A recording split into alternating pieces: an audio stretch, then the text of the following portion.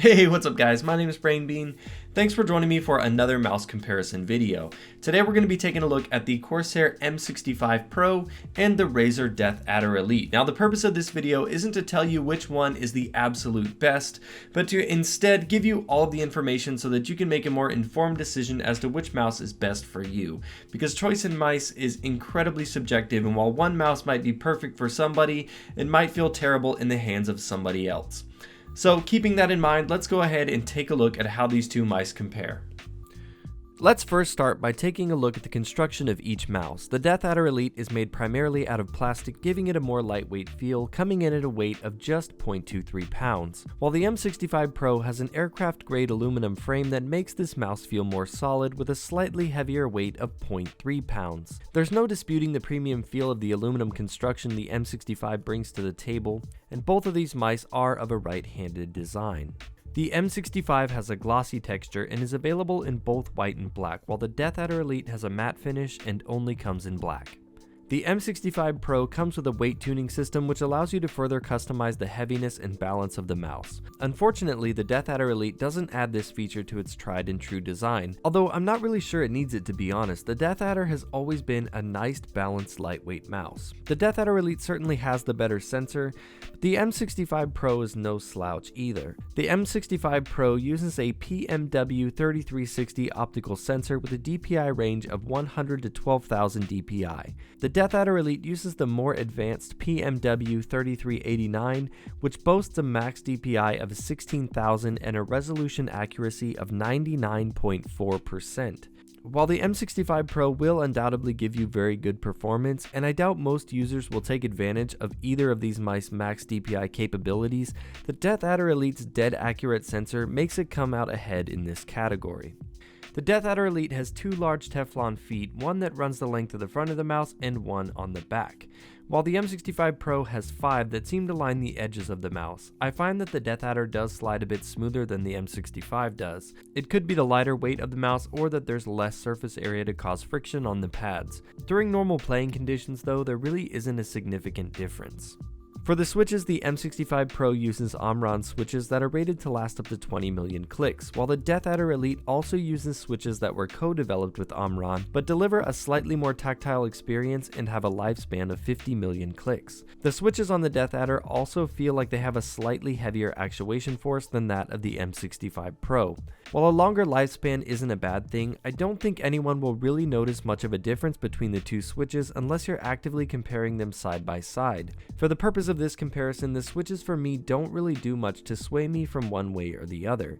Here's a quick sound test of each mouse so you guys can see how the switches sound.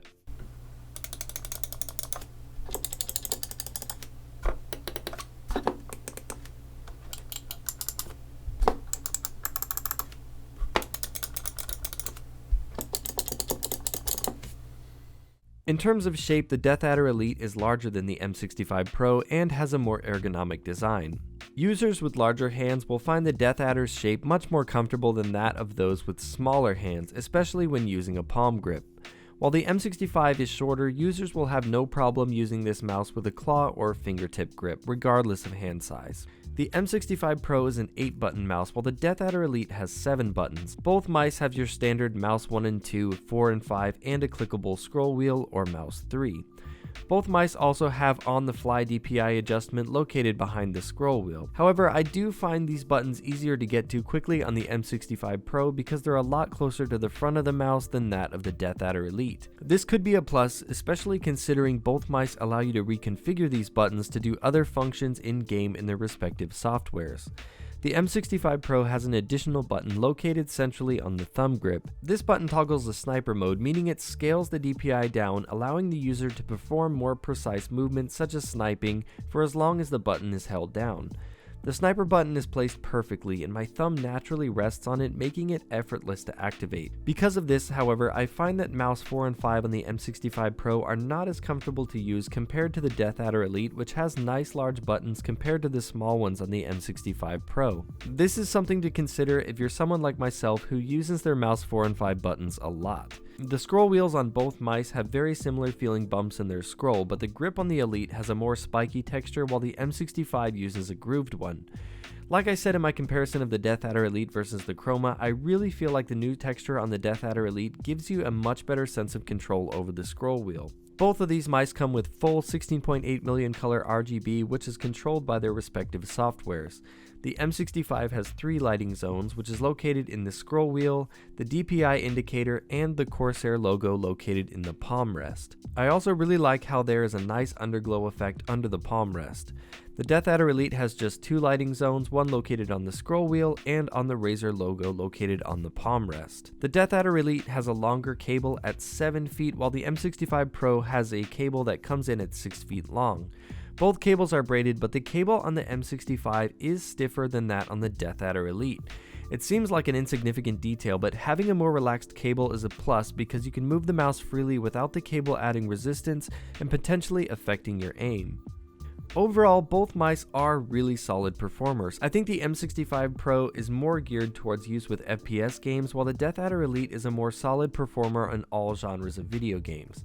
That's not to say that you can't play other games with the M65 Pro, but the large mouse 4 and 5 buttons on the Deathadder Elite, for me, are much better than having the sniper button on the M65 taking up prime real estate for your thumb buttons. Well, that's it for the video, guys. Let me know down in the comments below which one of these mice you prefer and why that is. And consider giving this video a like if you enjoyed it to show your support.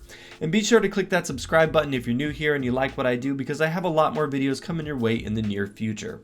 You can also follow me on Twitter at BrainBeanGaming to stay up to date with what's going on with the channel.